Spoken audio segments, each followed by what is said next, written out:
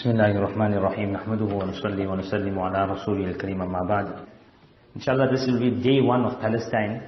We will be discussing in the first day a few places. One is Jericho. Then secondly, Nabi Moosa alayhi salam, this is a city. Nabi Moosa alayhi salam, and then Al-Aqsa.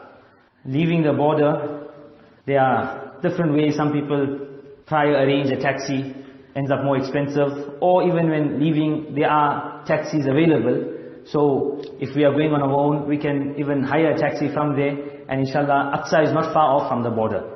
We can see the route in front of us. This is the King Hussein Bridge border. This is the border that we entered from. It's also known as Allenby border.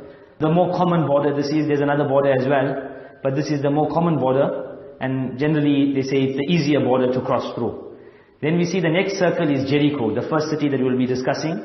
Then Prophet Moses, Nabi Moosa alayhi salam, this is the second place that we will be discussing. And then thirdly will be Al-Aqsa. If you look at the entire trip, if you go straight to Aqsa, it will be about 40 minutes. And if we take this route, it will be maybe about 1.5 hours it will take us, this entire route. This Jericho and Nabi Moosa alayhi salam can be done on another day also. You don't have to do it en route, we can do it on another day, but because it comes on the route, therefore we'll be discussing it in this sequence. So the city of Jericho, the Arabic name for it is Ariha. It's a very historical city. They claim that it's the oldest inhabited city on earth. Ariha, one of the oldest inhabited cities on earth. And because of that, up till today, there's a lot of excavations that take place. They look for different types of artifacts and various historical things that they're looking for to see who inhabited these cities, etc. So up till today, there's excavations that's taking place in the city, obviously for historical research. And we find that the city of Ariha, it features in the lives of many Ambiyaa alaihimus salam. Many Ambiyaa alaihimus salam, when you read about their lives, then you will find that this city of Ariha and Jericho features in their lives. The next city is Nabi Moosa alayhi salam. It's known as Nabi Moosa, the city is known as Nabi Moosa, or the city is also known as Prophet Moses. So we had discussed under Mount Nebo that there's certain reports that Musa alayhi salam is buried at Mount Nebo. And the hadith perhaps was explained where Nabi Musa alayhi salam and the Banu Israel were in Wadi Tih, they were in the valley where Allah subhanahu wa ta'ala, because they did not want to go and fight against the oppressive nations, Allah subhanahu wa ta'ala told them that they will remain in this valley, wandering in this valley. They couldn't come out from this valley for a lengthy period of time.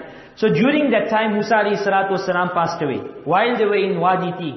And Nabi Yusha alayhi salam thereafter became the Nabi, and then with Nabi Yusha alayhi salam they left Wadi Tih and they fought, etc., as had been discussed under Nabi Yusha alayhi salam.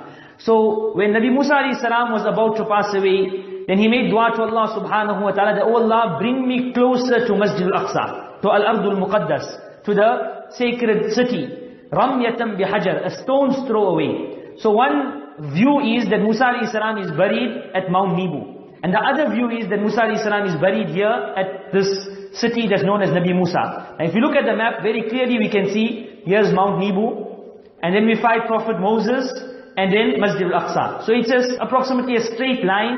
It's possible that both, either he's buried at Mount Nebo or he's buried at Nabi Moosa, and it's highly possible that it could have been this Nabi Moosa, because there's a qabr here as well. This is the picture of the qabr of Musa alayhi salatu wasalam. Obviously, if we go on speaking about Nabi Moosa alayhi salam, then we require hours and hours to speak about the greatness of this Nabi, Kalimullah, etc. But when we present ourselves again at this site, and like that, many Ambiyaa alaihimus salatu wasalam's qubur will be discussed today. And obviously we think about the incidents of these Ambiyaa alaihimus salatu wasalam, taking lesson from these incidents, making dua to Allah subhanahu wa ta'ala, to the barakat of these Ambiyaa alaihimus salatu wasalam. As was explained earlier, that we can't say definitely that they are buried here, but just the possibility of them being buried here is sufficient for us to have respect and take barakah and blessings from these places. Then obviously now we come to Al-Aqsa. The day has finally come. Meaning the entire journey, the climax of the journey was Al-Aqsa. Whatever else happened, definitely great places, but this is the greatest. And this is the whole maqsad and the main objective of our journey is to visit Al-Aqsa. So this day has finally come. Whatever was done before, presenting ourselves at the graves of the Sahaabah radhiyallahu anhum and various other sites, this was just to spiritually prepare us. Like how when we go to Makkah Mukarramah, Medina Munawwara, we speak about spiritual preparation. This is also a haram, the third haram. And we need to be spiritually prepared. So with a'mal, etc., spiritual preparation also is extremely important. Many a times people just go on this tour, just like tourists, just visiting some sites. We tend to forget this, that we are going to a haram. And how, we will discuss later as well, how we make ibadat in the haram of Makkah Mukarramah and Medina Munawwara. This is a place for ibadat. Not just a place to visit, it's a place to tour, or just for some sightseeing. It's a place for ibadat. This is a desire of so many people in the world, to visit Masjidul Aqsa. In fact, many people in Jordan, the driver that I spoke about, Sheikh Hassan, who takes many South Africans, he takes people practically every day to the border.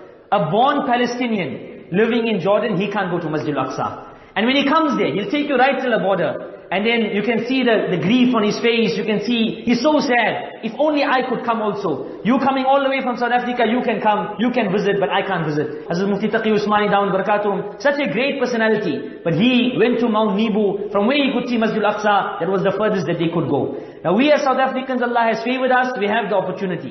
And because we have the opportunity, we should capitalize on this opportunity, and we should obviously try, even if we went once, try and go again and again, because this is a haram as well. So we try as far as possible to visit this haram as well. Now, as we're coming, we boarded the taxi. The first thing when we come to the old city is this what we will see. Most probably we will enter through Damascus Gate. Babul Amud in Arabic, Damascus Gate. Many a times you don't have the concept of what an old city looks like. So we go there, we get confused. What's this? Cars can't go in. So this is what an old city, the gate of an old city looks like. When we hear about the incidents of the past in history and how they would close the gates of the city and they would lock themselves in a city. The old cities would have huge walls around the city as protection from enemy and invasions. Obviously it wasn't the age of aerial bombing. So this was the way that they would protect themselves. So this is one of the most famous gates of the old city, the Damascus Gate or Babul Amud.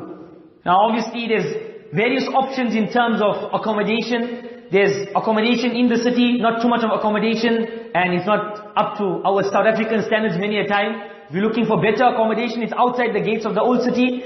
But there's pros and cons. Pros and cons of staying in the old city or staying outside, better accommodation outside. Inside the old city generally, it's closer to the haram. But at the same time, for old people, it becomes a bit difficult because there's no vehicles in the old city. So you will have to walk to the haram. Sometimes it's about a 7-minute walk, many a times, and it's sometimes steps, walking up, down, it's steep. So sometimes for old people it may be advisable to stay outside the city because there's one gate that will be discussed later, Lion's Gate, vehicles can come up till there and it's closer to the haram. So there are obviously both options, but on our tour today, inshallah, we will be staying in the old city. There's different accommodations, but generally more famous accommodation that South Africans stay in is in the Hashimi Hotel. So now we will check into the Hashimi Hotel. As we can see, the entrance also will make us a bit frightened. This is how an old city looks. There's a lot of regulations in an old city in terms of building, etc. So this is now in a gully of the old city. We'll see some pictures of the gullies a little later. In the gully of an old city, you'll just see an entrance, and we check in now into the hotel. But obviously the main maqsad, the main objective is to go to the haram. So as soon as we are finished with our check-in, we will go to the haram. Here we can see the distance now. This is Hashimi Hotel. Then we see here Al-Aqsa Mosque. But obviously that's only one part of Aqsa Mosque. The haram starts off from here. This entire area here is the haram. So this red circle here is one of the doors of the haram that we will be entering from now. This is right in front of the Dome of the Rock. Right in front of the Dome of the Rock is this door that we will be entering from. We can see there's a 7 minutes walk from Hashimi Hotel till this door of the haram. Now just to understand what the walk will look like, this is one gully of the old city. And there's a flag that's hanging there. The flag was left there deliberately, although we could have taken it out. That flag is there for us to understand certain things. As you are walking the old city, there will be heavily armed soldiers all over. And this is normal. Firstly, we mustn't get intimidated. You'll see Palestinian children walking past them, not even looking at them. So we don't even pay attention to them. We don't pay attention, no respect we give to them. Our deen teaches us, no respect is given to them. But there will be heavily armed soldiers all over. And maybe the weaponry they will be carrying, we never saw that in our life also. And it will be pointing at us also. So we don't get intimidated, but at the same time we don't start them. We don't do anything that will unnecessarily put us in problem.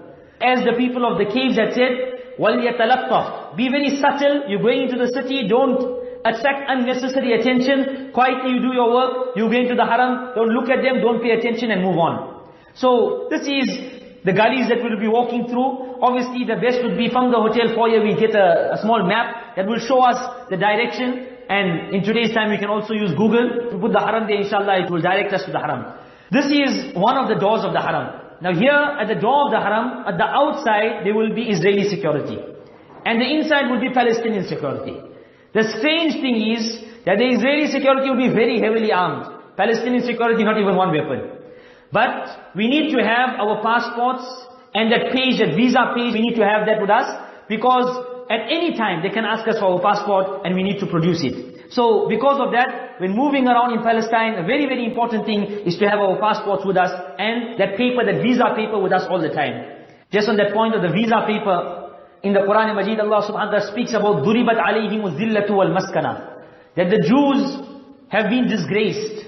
So when we're explaining to the students the disgrace that the Jews have, outwardly it seems that they're controlling the world. These families are controlling the world economy and everything happens by them. But just this is sufficient to understand what disgrace that they have, that even they know that they mustn't stamp in the passport. They know also. Imagine what disgrace. Any other country in the world you go to, they know the normal procedure, stamp in a passport. They also will ask you, although it's better for you to just tell them also in a nice polite manner, but they also know stamp on a paper, because people don't want their stamp on their passport. Nevertheless, this page and the passport needs to be kept all the time. Now as we enter into the haram, depending on where we enter from, we will see the biggest structure there will be the Dome of the Rock.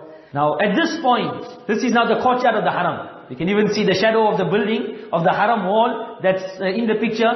That's the shadow that's there. And then there's the Dome of the Rock. Obviously, if we are entering from some other gate, then not necessarily we will have this in front of us. Now here we need to understand the significance of Aqsa. This is the highlight of our journey, so we need to understand the significance. There's many significance of this place, obviously. Just to highlight a few things in the short time that we have. One is that Qiyamah and the signs of Qiyamah. Nabi Sallallahu Alaihi Wasallam says that Sham, Ardul Mahshari wal Manshar, is a place of resurrection. Qiyamah will take place on these plains of Sham. Obviously Masjidul Aqsa included, the area around Masjidul Aqsa, this will be the plains of Qiyamah. And many signs of Qiyamah are linked to Masjidul Aqsa. In fact, 4 major signs of Qiyamah all linked to this place. Whether Ya'juj or Ma'juj, Buhayrat Tabariya was discussed, Dajjal, Isa alayhi salam, Mahdi, all linked to this land. So we can understand what a rich land it is. And then we will discuss today various Ambiyaa alayhimus salam. Nearly every Nabi, there's something about him in this land. So when this land is so rich, obviously there's a lot of detail that can be discussed. The first thing with regards to Qiyamah and the signs of Qiyamah, no entry.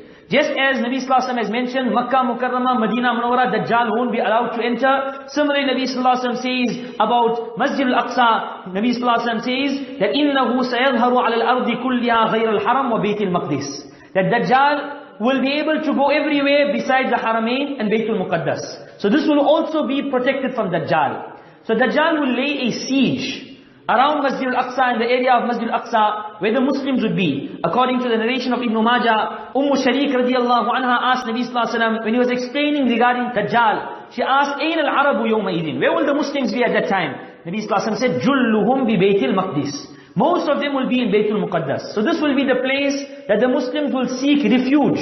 From the fitna of Dajjal, they will seek refuge in Baytul Muqaddas. And وَإِمَامُهُمْ رَجُلٌ صَالِحٌ. The Imam will be a pious person, referring to Mahdi radhiyallahu anhu. So Mahdi radhiyallahu anhu will be the Imam, the leader of the Muslims, and the Muslims will be here in Baytul Muqaddas, and Dajjal will lay a siege to Baytul Muqaddas. And then a famous incident that we have heard, that they will be locked up in this place, and then they will be afraid of Dajjal, obviously the power of Dajjal, until finally they decide that night, that tomorrow morning we're opening the gates. Now, whether it's the same gates of the city that we see now, or the gates of the Haram, whatever it may be, Allahu Alam. But the point that we need to understand is that they have to be there for this to happen. While it hurts us that they're there, they have to be there for the signs of Qiyamah to happen.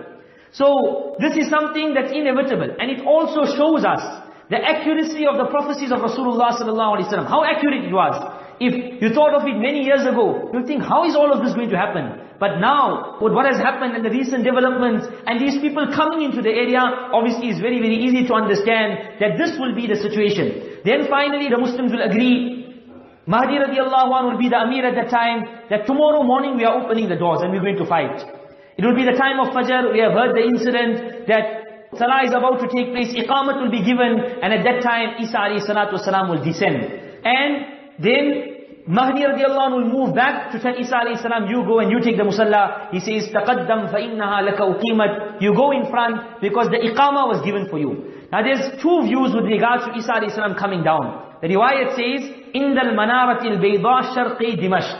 That by a white minaret on the eastern side of Damascus.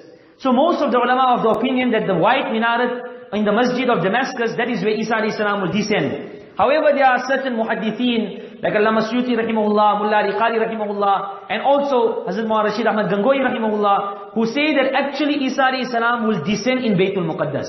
And they give an explanation, it's a lengthy academic explanation, but they say what is meant is that Damascus is towards the eastern side of Baytul Muqaddas. And if you look at the map, you will find that Al-Aqsa is here. Al-Aqsa is here, and the Qibla is towards this side. That's north. Then you got east, south. So southeast.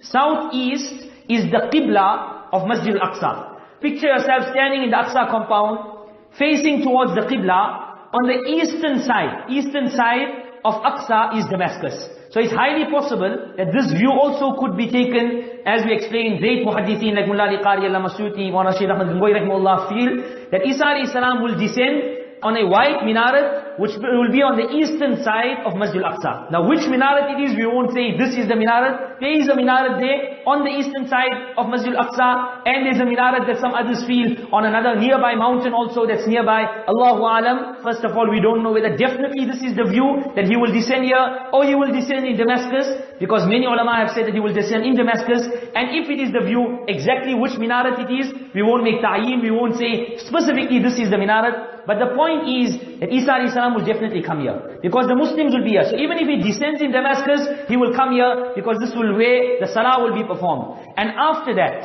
as the riwayat says, Dajjal and 70,000 Jews will be waiting outside the door. When Isa alayhi salam comes, he says, now open the door. Because that was the time, when the time is right and it's going to happen. Now open the door. What happens after that, we'll wait till the last segment inshallah. So this is with regards to Qiyamah and the signs of Qiyamah that are related. Then we find the virtue of performing Salah in Masjidul Aqsa. This is an interior view of Masjidul Aqsa, the inside of Masjidul Aqsa. Obviously there's different parts of Masjidul Aqsa we will discuss. So the virtue of performing Salah. Nabi Sallallahu Alaihi Wasallam told, "I'tuhu fasallu fihi." This is the instruction, command of Nabi Sallallahu Alaihi Wasallam. Obviously it won't be for wujub, it won't be an obligation, but at the same time Nabi Sallallahu Alaihi Wasallam has encouraged us that go and perform Salah there. Go and perform Salah there. So when Nabi Sallallahu Alaihi Wasallam has told us to go and perform Salah there, obviously we should try, all of us that have the ability to do so, we should try and go and perform Salah there. Certain narrations say Salah is multiplied by 1,000 times, and other narrations say 50,000 times. The Salah that's performed in Al-Aqsa is multiplied by 1,000 or 50,000. And as we had discussed earlier, that we need to be punctual with our Salah. When we're in Masjid Al-Aqsa, this is a great place. Sometimes what happens, we get so busy in all the ziyarat and going all over, and we forget that we must be punctual on our Salah. So we just went and saw the masjid is enough. No. The few days that we are there, this is the reward that we are getting. So when this is the reward that we are getting, just as we are punctual with our Salah, or we try to be punctual with our Salah in Makkah Mukarramah and Medina Munawwara, then we need to be punctual with our Salah in Masjidul Aqsa as well. And what we need to realize, it is a haram. So just as we exert ourselves in ibadat, in Makkah Mukarramah and Medina Munawwara, we sit hours and hours, obviously keeping in mind the opening and closing times, etc. And this haram is empty. Every other haram we have to try and look for space. This haram is empty, and we try and spend as much as ibadat, etc. Alhamdulillah, when Allah blessed us with the opportunity of visiting Masjidul Aqsa with our Ustad, Mufti Ibrahim Sahab, Damat Barakatuhum, then we found this, something that really touched me at that time. I had gone before that just as Mufti Sahab spends hours in the Haram of Makkah Mukarramah and Medina Munawwara, hours he spent here. It was Ramadan, it was a Friday. He went long before Jummah. Long before Jummah, came out after Jummah. So maybe about 4 hours in that Jummah. And then it was heat of summer, the Asr is early. Before Asr in the Haram, coming out after Taraweeh, that was about midnight. So spending hours, this is what we need to do here. Let's spend hours in the Haram and try and do as much as ibadat, etc. Then Nabi Sallallahu Alaihi Wasallam also mentions, because the Sahabiya asked Nabi Sallallahu Alaihi Wasallam, "Illam astati' an atahammala ilayh." If I can't go, what I must do? So Nabi Sallallahu Alaihi Wasallam said, support. If I can't go, then support. How? Nabi Sallallahu Alaihi Wasallam says, "Tuhdi lahu zaytan." Send olive oil that will be used in the lanterns of Aqsa to bring some light. Obviously now it will change. Support for the masjid. In those days was they needed light, so olive oil would be burned. The picture that we see is bi'ru zayt, the well of the olive oil. Inshallah a little later we will discuss about this well of olive oil. And then Nabi Sallallahu Alaihi Wasallam says, if you do this, فَمَنْ فَعَلَ ذَلِكَ فَهُوَ كَمَنْ أَتَاهُ. It's as if you went there. Although you haven't been there, but financially assisting and sending some support is as if you have been there. But at the same time, a note of caution, we need to be careful. There'll always be con men everywhere. So sometimes people, or many a times people are collecting in the name of Aqsa, but actually for their own pockets. So we need to be very careful. We don't just give anyone, everyone. We try and find out, if we can find out the proper people that we need to be giving, or proper avenues. If not, then we rather look for some contacts if we want to support, but we need to be careful. Many people go with thousands of dollars, and in that jazba to support Aqsa, they just dish it out, but actually it's not used for Aqsa or anything like that. Like this, other places in Palestine, we don't just take our zakat and just give. Because many a times, people have tried. Recently one alim told me, very wealthy area is in Johannesburg, and he says that from a very wealthy area people went, he says one Musalli, if I'm not mistaken, 5 bars he took, 5 million rand. He came back with all that money. All that money he came back with, he said the people said, we don't need zakat here. Lucky he met up with the right people. If he met up with the wrong people, it would have been gone. So obviously we need to be careful. We need to be careful when it comes to this. While we have the jazba, we have the emotions, we need to be careful as well. Then there's great virtue to tie ihram for Masjidul Aqsa. Tying the ihram for Masjidul Aqsa, there's very great virtue that Nabi Sallallahu Alaihi Wasallam has mentioned. مَنْ أَهَلَّ مِنَ الْمَسْجِدِ الْأَقْصَى بِعُمْرَةٍ أَوْ بِحَجَّةٍ غُفِرَ لَهُ مَا تَقَدَّمَ مِنْ ذَنْبِهِ. According to one narration, all past sins will be forgiven. Another narration, وَمَا تَأَخَّرَ. Future and past sins, all will be forgiven. And one narration of Abu Dawud, the Sahabiya says, radhiyallahu anha, وَجَبَتْ لَهُ الْجَنَّةِ. Jannah becomes wajib for that person. So there's great virtue. We can try and do it. There's flights also that accommodates for it. For a person, especially if it's the longer days of summer, winter, it becomes a bit difficult. It's cold also. But the longer days of summer, if after Fajr a person ties his ihram in Aqsa, inshallah he can make it for the 2 o'clock flight from Amman. Others have tried that there's a later flight. The Saudi flight goes at 2 o'clock. There's a Nas Air flight. Some people have gone on that flight at 4 o'clock. So it gives it a bit more time for a person to make it, inshallah. And in this way, within 1 day of ihram, although it's difficult, we find it difficult to stay in ihram, within 1 day of ihram, inshallah, we'll be able to reach Makkah Mukarramah and come out of ihram. So there's great virtue in this, and we should try and do this as well. Then, other significance of Masjid Aqsa, it was the first Qibla. When Nabi Sallallahu Alaihi Wasallam was in Makkah Mukarramah, then Nabi Sallallahu Alaihi Wasallam would face the Kaaba, and he would also face Masjid Aqsa, because on that side of the Kaaba Nabi Sallallahu Alaihi Wasallam would be standing where the Kaaba is in front and Masjid Aqsa is also in front. The masjid that we see before us, many of us are trying to see it. Some may be thinking it's Masjid Quba, this is Masjid Qiblatain. This was where that incident of Sahaabah reading Salaah. In Salaah they changed the Qibla. When Nabi Sallallahu Alaihi Wasallam came to Medina Munawwara, 16 or 17 months, Nabi Sallallahu Alaihi Wasallam faced Masjidul Aqsa. When in Medina Munawwara, Aqsa and Makkah Mukarramah on opposite directions. So Nabi Sallallahu Alaihi Wasallam couldn't face both. In Makkah he would face both. But in Medina Munawwara he couldn't face both. So he had to face Masjid Aqsa for 16 or 17 months until the Qibla direction was changed. Obviously there's great detail regarding this.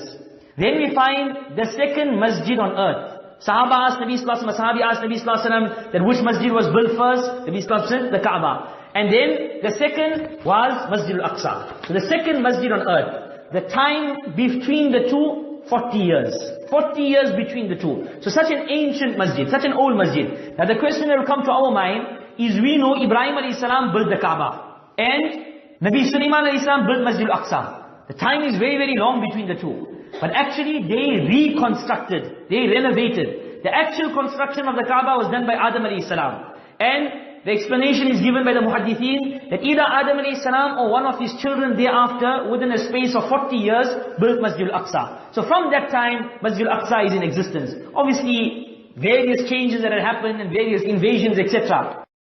Then we find Mi'raj. Mi'raj also, the whole bayan here of Mi'raj is all linked to this place. Because this was the station of Mi'raj. Allah speaks about it in the opening verses of Surah Bani Israel. Asra bi'abdihi laylam min al-Masjid al-Haram ila al-Masjid Al-Aqsa. The journey between Masjid al-Haram and Masjid Al-Aqsa is known as Isra. And it was at this place that Nabi Sallallahu Alaihi Wasallam was Imamul Ambiyaa. He was the Imam of all the Ambiyaa alayhi salam, great detail in the books of history, etc. How all the Ambiyaa were waiting. Can we understand and imagine? All the Ambiyaa waiting. And now who's going to become the Imam? Jibreel alayhi salam holds the Mubarak hand of Nabi Sallallahu Alaihi Wasallam and takes him in front. You will be Imamul Ambiyaa. So this is the only land where at one time all the Ambiyaa alayhi salatu wasalam were there.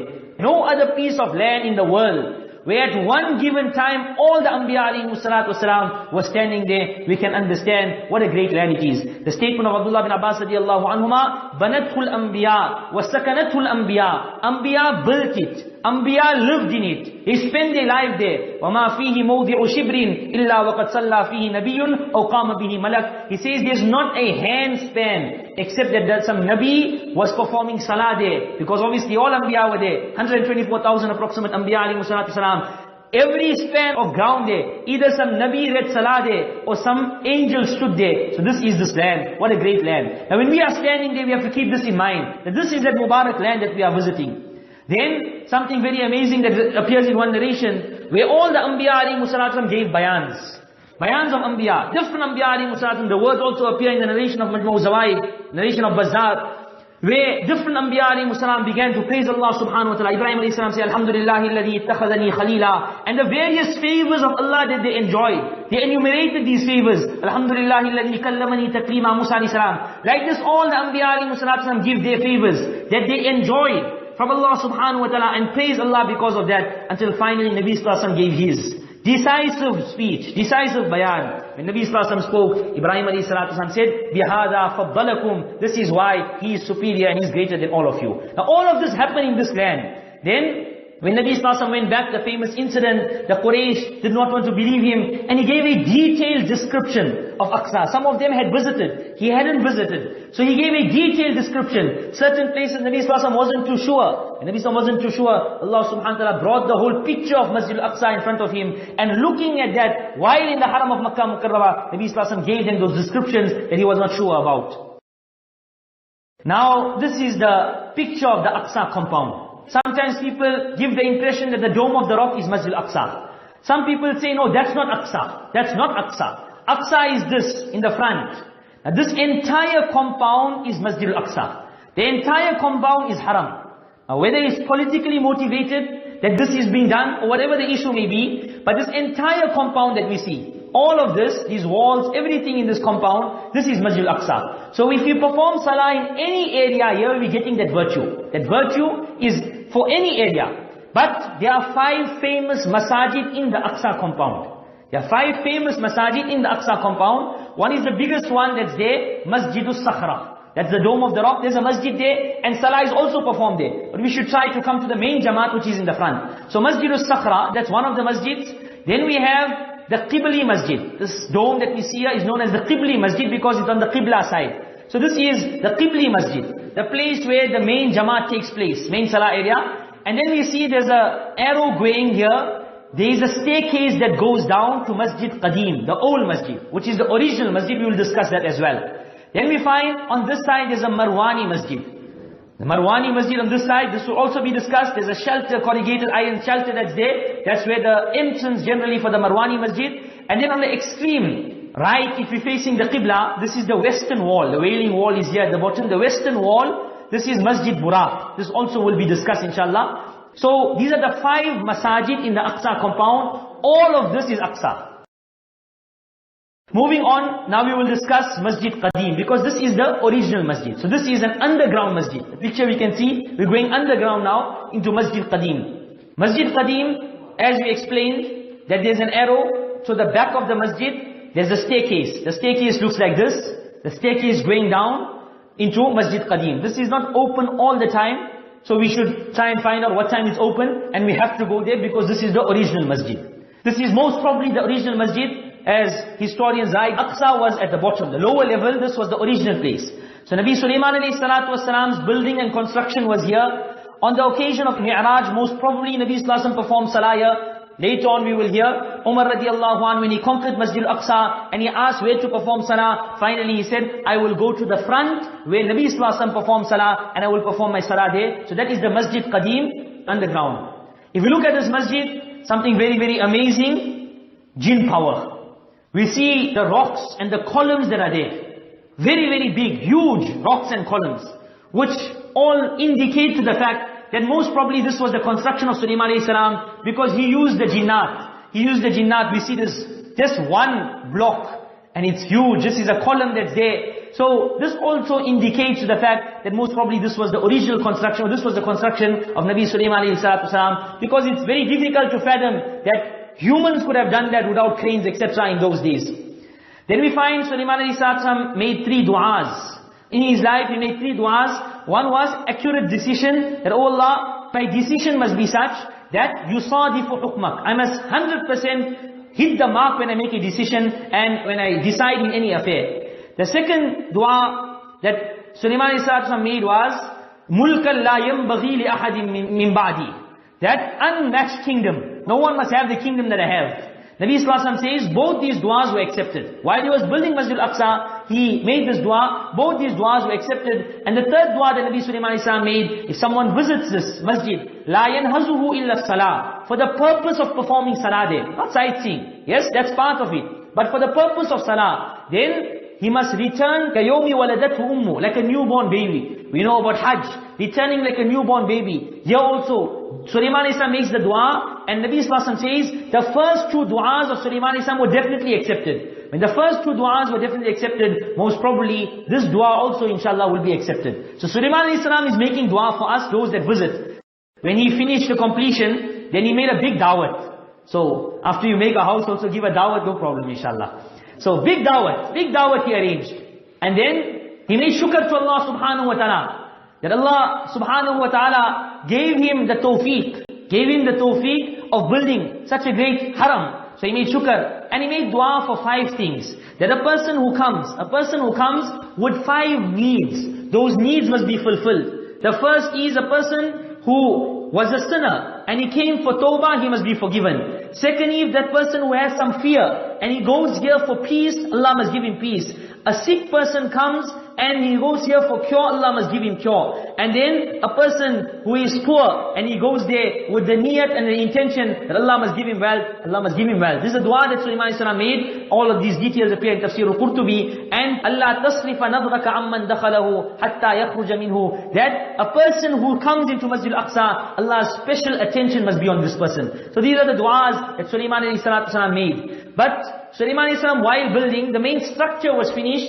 Then before the finishing touches, we all know the finishing touches finish a person. So just before the finishing touches were complete, Sulaiman alayhi salam came to know that his time was close, and now it was about time for him to leave this world. When he did that, then the famous plan that he made, that he held onto an asa, onto a stick, so that the jinnat think that he's alive, and then finally the jinnat continue working. They had such awe for him, they won't even look. They continue working until when the finishing touches completed. At that time, there were insects and termites that had eaten the asa of Sulaiman alayhi salam, and he fell down, and then they realized that he had passed away, but he had passed away long before that. So this is all related to the construction of Sulaiman alayhi salam. Then we explained earlier the olive oil. Nabi Sallallahu Alaihi Wasallam said, send olive oil. This is that well that is in Masjid al-Qadim. Downstairs, that same masjid we're speaking about, then there is this olive oil well. People used to donate. They used to donate olive oil for the masjid because Nabi Sallallahu Alaihi Wasallam said. So what would happen is people would come and they would put the olive oil in here, and then it would be used for Masjidul Aqsa in the old days. So that is Masjid Qadim.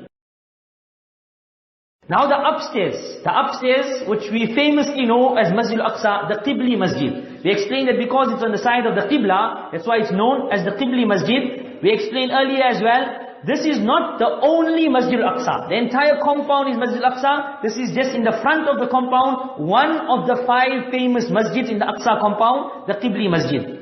This is how the entrance of it looks, and the inside looks, the mihrab and the mimbar. This mimbar, we will speak about it, a very historical mimbar. We will speak about this mimbar as well. So this is the main salah area, the main jamaat takes place here, and when we go, this is where we should be going for our jamaat salah. Obviously downstairs, jamaat salah doesn't take place, Jummah, because of the crowd, it's open, but This is where the Imam stands and where Salah takes place. The main Jamaat of the Haram, there are other Jamaats as well, as we explained. So regarding this masjid, it was built by Abdul Malik bin Marwan. He commenced the building and then it was completed by his son Walid bin Abdul Malik. Between 86 year after Hijrah and 96. Between 86 and 96, this masjid was built. So the original masjid was downstairs.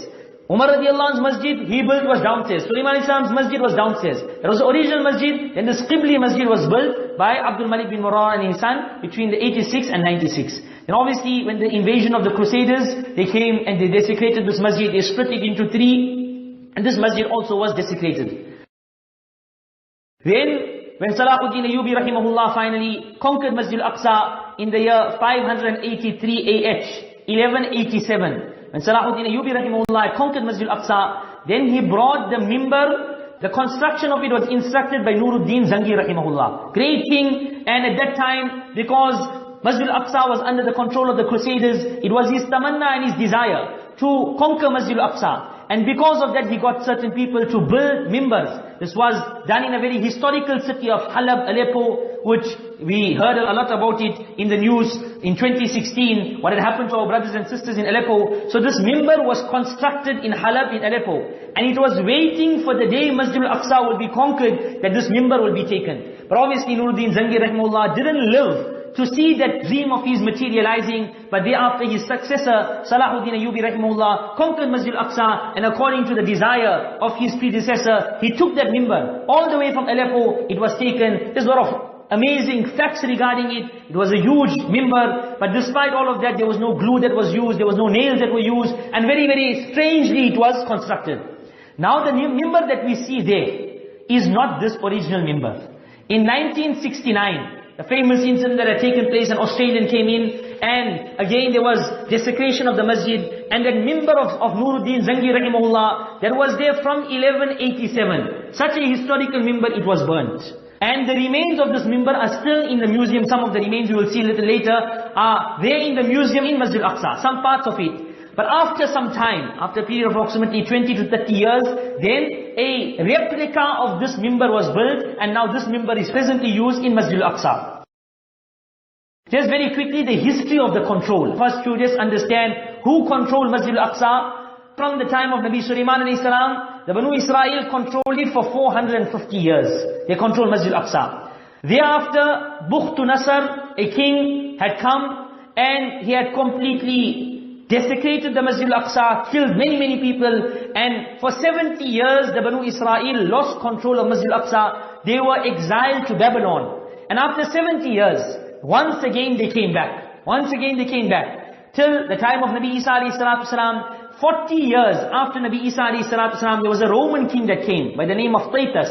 He came and once again desecrated the masjid, killed them, etc. All these details appear in Surah Banu Israel. In the first page of the 15th Sipara, فَإِذَا جَاءَ وَعْدُ أُولَاهُمَا وَعْدُ الْآخِرَةِ etc. فَجَاسُوا خِلَالَ الدِّيَارِ. All these details appear here. Obviously great explanation, and we can't go into it because of time constraints. But this all appears in the Quraan Majeed. His first invasion and the second invasion, and how they had lost control. Now, 40 years after Nabi Isa alayhi salatu wasalam, right till the time of Umar radhiyallahu anhu, Masjidul Aqsa, there was an ibadat taking place. Because for the Christians, it's not a holy site. When it's not a holy site, the status, the Roman king, they finally accepted Christianity, and we will hear later, they used it as a dump. They used it as a dump, and finally Umar radhiyallahu anhu came, and they had to clean the entire masjid. And therefore, Umar radhiyallahu anhu once again constructed Masjidul Aqsa. He constructed Masjidul Aqsa. This was a great service that Umar radhiyallahu anhu had rendered to the Ummah.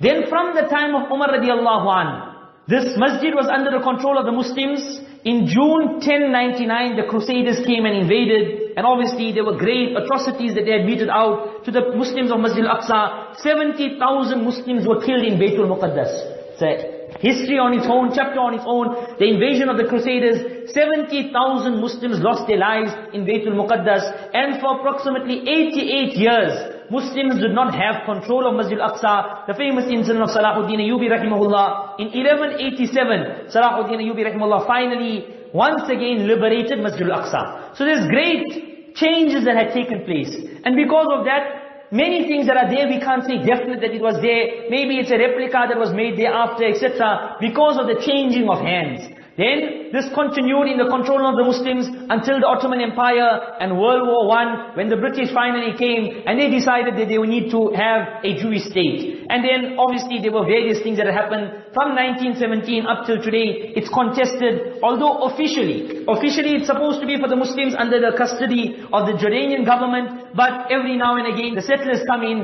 and then they try and do certain things, whatever the goal may be, but they come in, and because of that we find the first Intifada, the second Intifada, and history is continuing, and these various things are taking place. And up till today, many Palestinians are deprived of the opportunity of visiting Masjidul Aqsa, and we find there are Israeli guards at the gates of Masjidul Aqsa controlling who will go in and who will go out, although actually the arrangement was supposed to be that it's supposed to be under Muslim control. Nevertheless, this was a little regarding Masjidul Aqsa. But from this history of the control, we understand one thing, and that is that Aqsa is the gauge of the Ummah. There was a detailed program that we had done a few years ago. The recording of it is on the Ibn Mas'ud website, where we understand from here that unlike Masjidul Haram in Makkah Mukarramah, where Allah has given the control to the Muslims, Allah has taken the responsibility of safeguarding Masjidul Haram. Anyone tried to interfere with the Kaaba, they were destroyed. That's the system that Allah has used, or the system Allah uses for the Kaaba. But for Masjidul Aqsa, there's another system.